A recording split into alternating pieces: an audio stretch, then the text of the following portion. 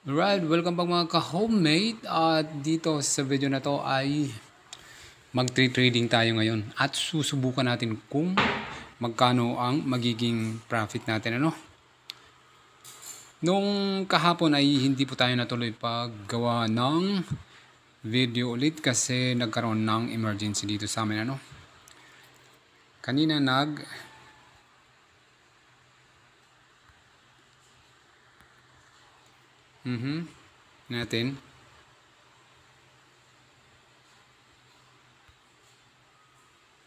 So ngayon ay meron tayong 255. Kahapon ay 240 lang yun. Nag-trade ako kanina, So ngayon ang gagawin natin ay mag-trading ulit tayo ngayon. Mag-share ulit ako sa inyo ng isang idea na scalping. Dito, balik tayo sa chart. Nasa H1 tayo ngayon. As usual, kagaya ng mga previous video ko noon, ang gagawin natin ay from the start mismo.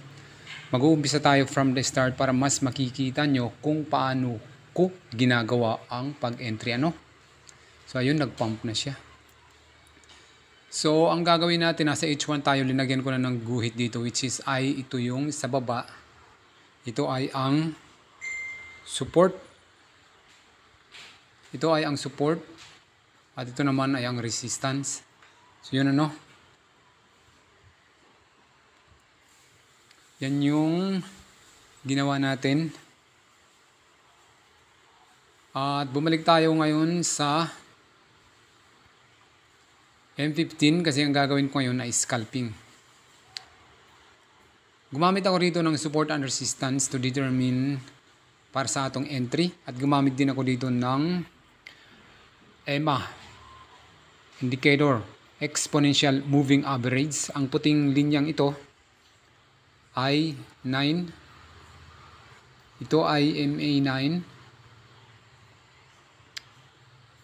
Ito ay MA9 at ito namang green na to ay exponential moving average 20. Okay?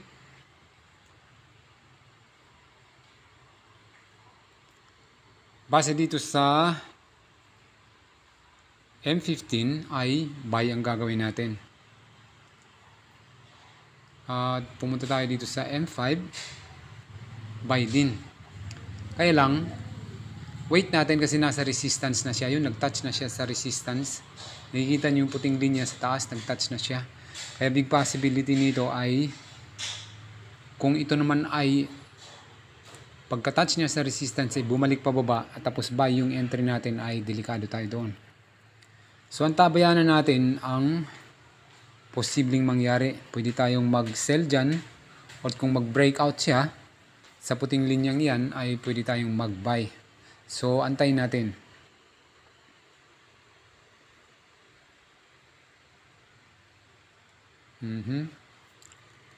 Ang gagawin ko ngayon ay hindi natin i-editin ang video na to remove sa mga unnecessary time para hindi gaano humaba ang video, kaya i-editin para tatanggalin yung mga unnecessary, which is yung mga buffer time para sa pag-entry. Para hindi gaano humaba ang video natin ay from time to time ay mag-post tayo. So yan O nga pala, pag bago ka sa channel na ito, Trading Ideas PH, at hindi ka pa nakapag-subscribe ay mag-subscribe ka lang.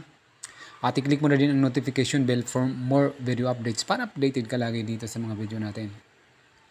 Kagaya ng sinabi ko ay live trading itong napapanood mo ngayon. Actual trading, actual charting. Kaya napakaganda ng mga ideya mapapanood mo dito. Kaya mag-subscribe ka lang. At yung mga comments natin dyan, ilagay mo lang yung mga tanong dyan sa comment section natin.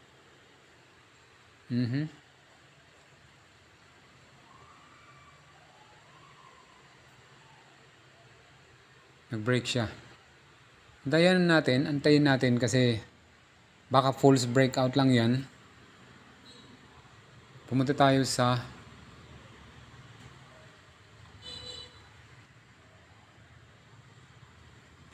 Tingnan natin dito sa H4, baka false breakout lang yan. Kasi dapat ay pupunta siya rito.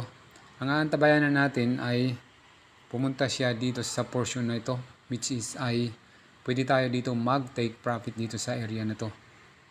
Yan.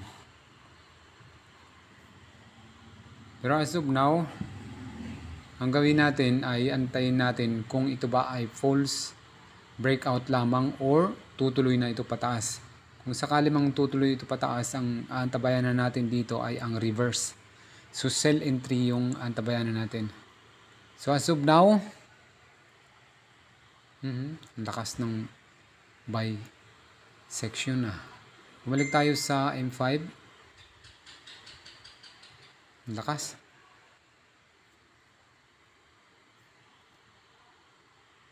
Taas natin to. 0.20 ang lot size ko.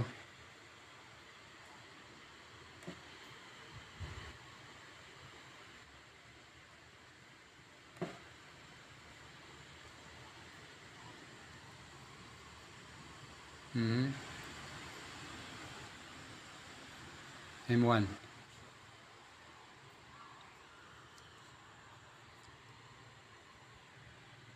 Malayo pa ba siya sa resistance sa H4? Uy, malapit na. Malapit na siya. Balik tayo sa H1, M1.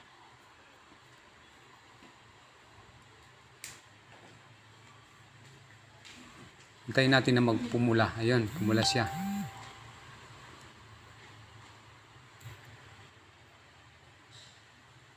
Scalp tayo guys. Kung magkano na, kung meron ng profit ay mag-close tayo.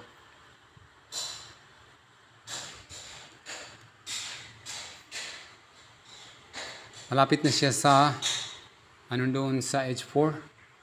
Kaya medyo delikado siya. Malapit na siya sa resistance sa H4. Which is ay ang portion na to. Itong area na to. Yan ang resistance na pakaingatan natin kasi malaki ang posibilidad na bumalik siya sa portion na yan. Dito sa portion na to. Lagyan natin ng guhit. Palatandaan natin ng guhit ang area na to. Dito lang banda sa body ng candlesticks na ito, ng pulang candlesticks na to, huwag tayo dito. Dito tayo mag-antay for a safer profit entry.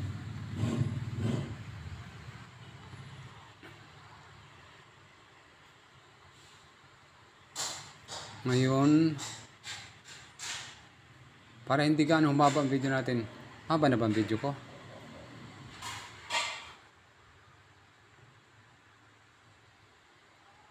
Pause tayo para hindi gaano humaba ang video natin. Balik tayo later. Alright, balik tayo. Meron na tayong profit. Pwede natin mag-close. Ang gagawin ko, teka, balik tayo.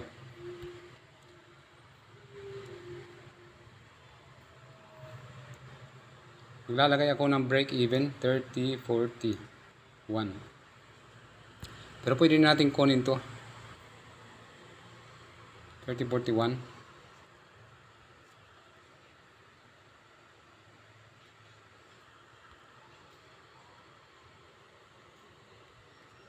Maglalagay na lang ako ng break even 30.41 against. Okay, maglagay tayo ng break even. Modify 30.41. So 30.41 kapiranggot lang yan na makukuha natin, break even lang yan. Pero hindi na tayo masisiro dyan. Kahit yan ay maliit lamang, meron na tayong $5 siguro dyan. Against 29.30. 1 5 din yan, oh. Oh, 2K na din yan. So, ang gagawin natin, oh, pumunta na pala siya sa resistance area. Okay, mag-close tayo. Nasa resistance area na siya. Close tayo.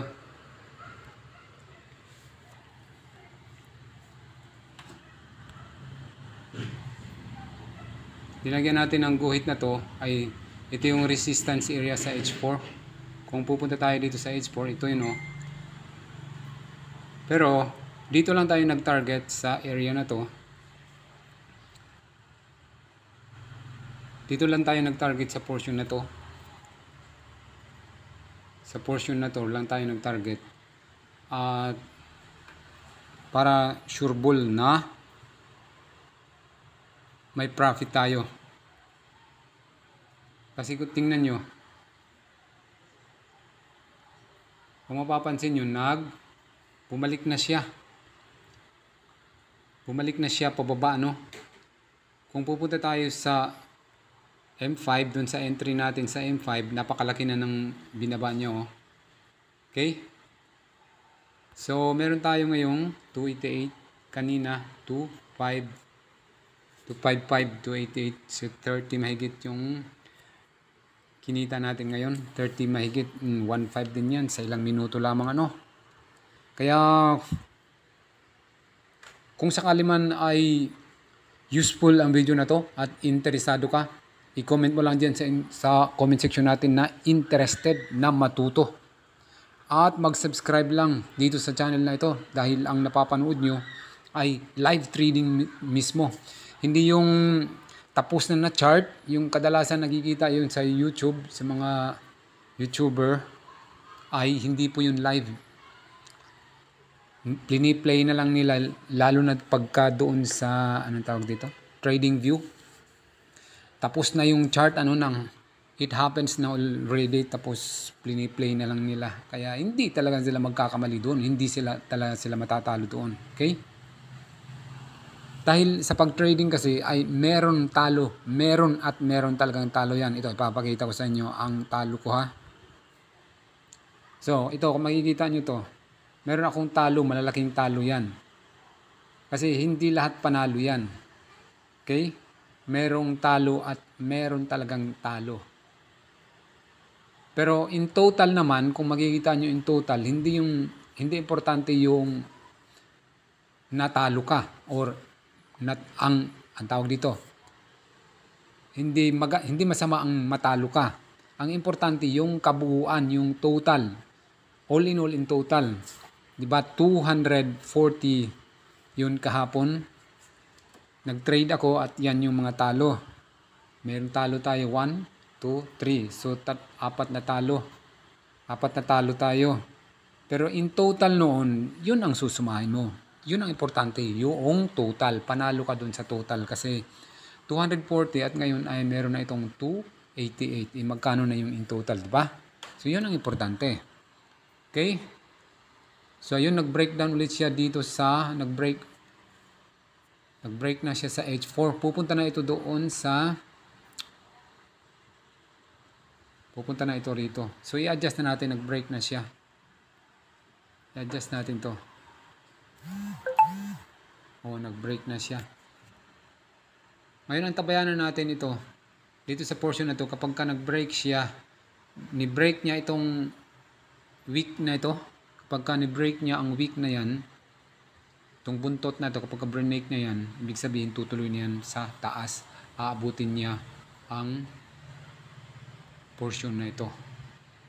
Itong portion na ito. Okay? So, ano ba dapat natin gawin?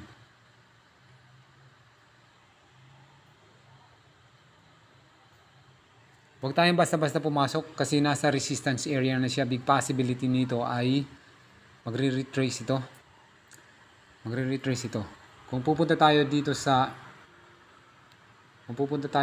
M1, M5, M1, ay I'm sure nag-retrace na ito. Napakalakas ng buy. Grabe. Pumunta tayo sa M5. So ito, nag-retrace na siya. Hindi makita yung ano natin sa taas, yung resistance sa H4. Mag-ingat tayo. Kasi big possibility nito ay babalik ito dito sa portion na to. Pang ilan na ba tong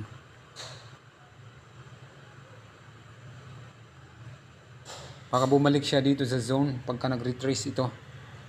Bumalik siya dito sa zone na to. Baka bumalik siya dito sa zone na ito.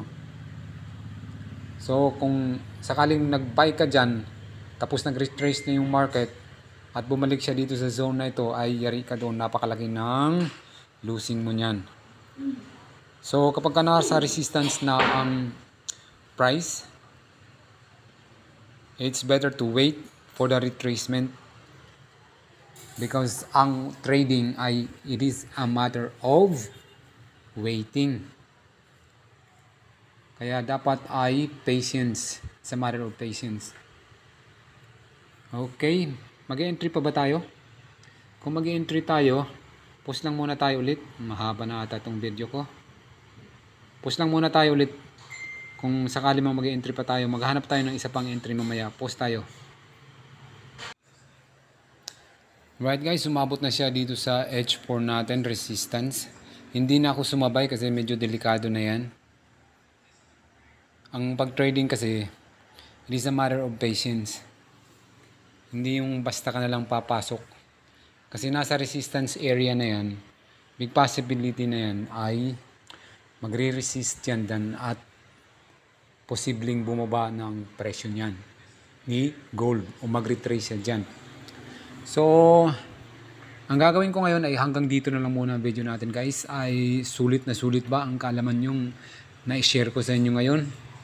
Kung sakali mang sulit at nakatulong ito sa inyo ay mag-subscribe ka. At i-click mo rin ang notification bell para updated ka lagi sa bawat sinishare ko sa inyo na live, makabuluhan at kumikitang kabuhayan. Okay? So hanggang dito na lang muna guys. Bukas ulit. Mamaya baka makapag-trade ako mamaya sa US session ano. So ngayon, ang gagawin natin ay hanggang dito na lang muna kasi masyado nang mahaba ang video natin. Okay guys, thank you for watching at yung comment nyo ilagay nyo lang sa comment section natin. Thank you for watching and good luck sa inyo. Magiging profitable din kayo someday. Good luck!